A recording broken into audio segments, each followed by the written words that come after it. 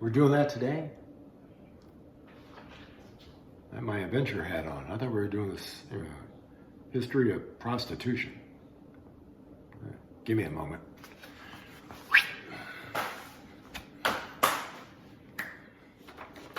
Best effects ever. Okay, as promised, the world history's best guacamole recipe from years of challenges from the 15th, 16th century. The Aztecs in Mexico and Yucatan and Central America, they had plenty of avocados. The Spaniards, they had a problem growing them, so had to go now. Nowadays, they're grown in not just Mexico, they're grown in Colombia, Peru, Chile, Florida, Hawaii, southern Florida, like Collier County, Metro-Dade. Subtropical temperatures are best. It takes you about 3 to 4 years to grow your own avocado. I know that has nothing to do with history, but it does do something with the Spanish, because when the conquistadors came over and they tried this, mole, avocado sauce or spread. They thought, naturally, being Euro, they thought it was missing something. So they took it back and they added stuff like, onion, peppers, cilantro, which I don't like because I have members of my household who says it tastes like dish detergent. And it does for about 10% of the public. So you will not find any of that leafy stuff in this recipe. So it's come down. They spread it on everything now. You find it in bistros, on burgers, and everything else. But this is history's best. Now I'm just going to go along and show you how I make it. First of all, we're not going to use the standard molcajete, mortar and pestle. Those are big back then in the day, wide. But we'll use a big wide bowl. The next thing I do is I take 3 avocados. Make sure that you can pinch them without them going gushy, not too gushy. Cut those in half, like so. Insert at the top. You can fill the seed, go around the seed, all the way down, remove the knife, twist the avocado apart, see? Yeah. Save that piece. Take your knife, your sharp knife, not your dull knife. Your dull knife will cut you. Stick it in the seed, give it a twist, ta-da. Don't pull it off. Take it over here to your trash. With 2 fingers, push it off the blade. God knows, hopefully I saved somebody's fingers with this little key. So go ahead and do the 3. Ouch. Just kidding. All joke there. Later on with any luck, hopefully, after I'm finished, it's not really cooking, but preparing the avocado spread. Probably work on something else like hoaxes. I love hoax. What's a good hoax? I really don't count Orson Welles' hoax. The Halloween broadcast of War of the Worlds, semi-based on Orson Welles, not Orson Welles, George Orwell. Because I don't think he intended it. He just didn't prevent it like he should have, maybe. Okay, so I take 3 regular size avocados, cut them in half. Take a small tomato, cut it, dice it. Take the juice of half a lime, 1 Serrano pepper. I don't care for jalapenos in this, it takes away from the flavor. Serrano gives it a nice kick. Try your best not to include any seeds. That's going to change the temp of your stuff. And an onion, sweet. Take this, about a third or a quarter, depending on what you want. dice it up along with your jalapeno. You'll throw in your avocado and your dice, and then you put in your half a tablespoon of coarse kosher salt. Yeah, kosher. It's all kosher to me. Salt, and crumble it up. So give me a second, I'll have that prep and I'll show you what to do. I don't know if you can make out my apron, but this is for my grandson, AJ. Kitchen gangsta, yo. So moving on. So I go ahead and I slice up this little tomato. I use vine fresh or vine ripen, whatever they call it. And then I dice it, kind of throw the end off.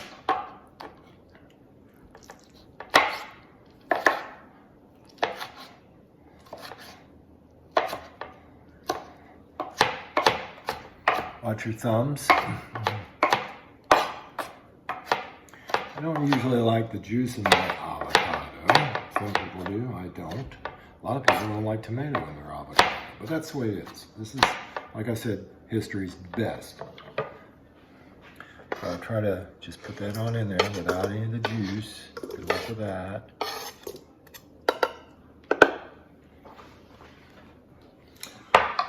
Next, we'll take our onion.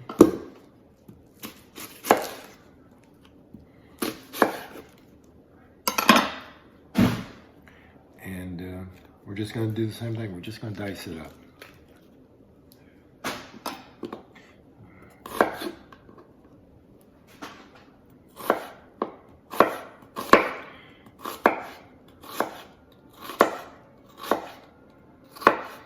Yeah, I think what we'll do on the hoax thing is we'll also cover some of the other crazy crap they used to get away with.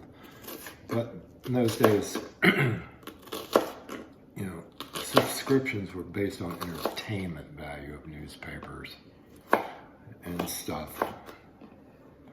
And like I said, you know, a lot of times newspapers, it's not what they print, it's what they don't print or don't report on. There was a famous piece done, a movie, about 60 Minutes. So this goes even then. They had done a story on tobacco. And 60 Minutes was, you know, a news magazine, the news magazine. You used to get, I mean, if you came to work one day and someone says, you know, Mike Wallace is waiting to see you outside, you would, you know, cash your checks and run for the border, because that meant bad news. They were that respected. But after they had prepared this story on the damages of tobacco and cigarettes, they canceled it. Didn't do it because, well, advertisement dollars.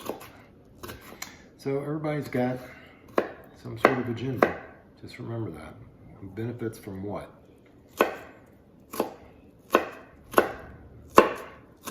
So these are all diced up now.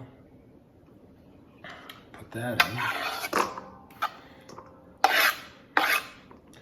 When I put in the onion, I generally like to do the one Serrano. I do the sides, cut it down thin, trying to avoid the seeds, because like I said, put seeds in it, you're going to add a little extra temp. And you're probably not going to like it.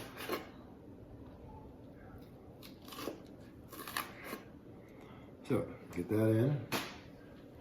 Get those seeds off.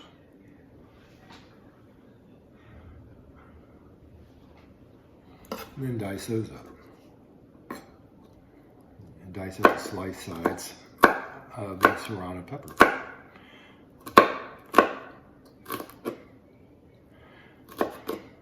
Still working on the other thing from a student, the Cold War, NATO, the Marshall Plan.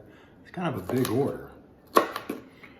But the question is, you know, no one agrees on when the Cold War started. I have a theory, but most of the time it started right after the Potsdam Agreement about how to split up Germany between the Allies, and there was already questions about the Russians or the Soviets in Poland not exactly allowing free elections, never mind the fact that they were with the Germans at the beginning of the war on splitting Poland in half. The Germans would take one side and they took the other side. The Russians killed a number of people, including pilots and such. Half a tablespoon of salt.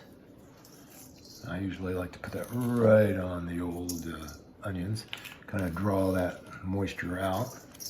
If you don't get enough, don't worry. You can put it back in later. And then, to scoop out the halves of this, I use a regular old spoon. Go in, sweep it around underneath. Try not to pierce that. Put that right in, throw that away. And like I said, 6 halves of 3 avocados.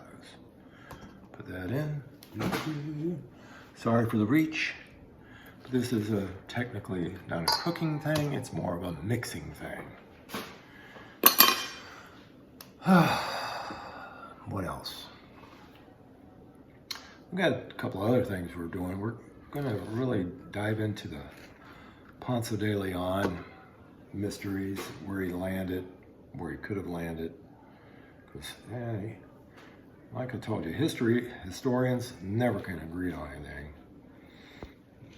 Like, there's 143 some odd historians that recently rated the presidents back in February.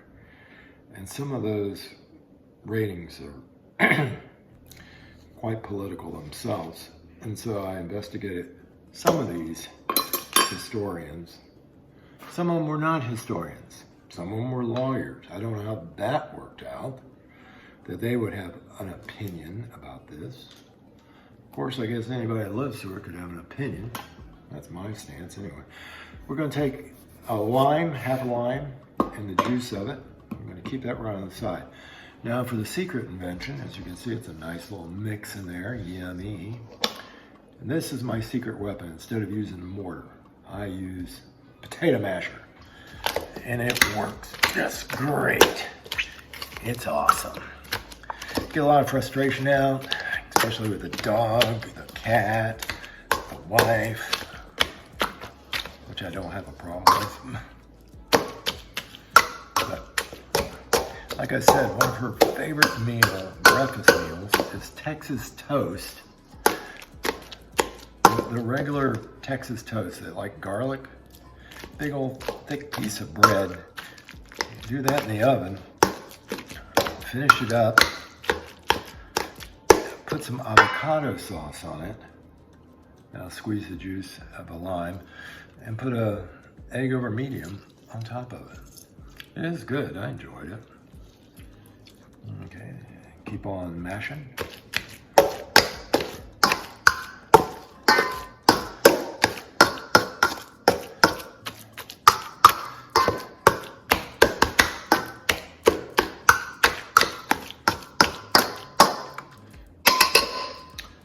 And there it is. Quite tasty. Now, this is a fast day for me, so I'm not going to partake, but usually I use it with like pork rinds. It's great. Tortilla chips, duh. Or a sandwich. I can't tell you much more. They're great. Like I said, in California, don't be surprised if you find it on a burger or something, or peanut butter and avocado sandwich. But you can keep it in the refrigerator, and I keep it in Tupperware. It's good for about 4 or 5 days. But every now and then it gets really dark and green on top, and all you need is the juice of a lime and stir it up, and it'll be just fine. Well, I hope you enjoyed this. Where's my camera at? This is just a different way of history. Couldn't do beer. Would have liked to, but you never know about beer. Thanks. Well, it's history. It's in the past. Now it's in the bowl. See you tomorrow. I'm going to talk about today. Bye. Thanks for watching, by the way.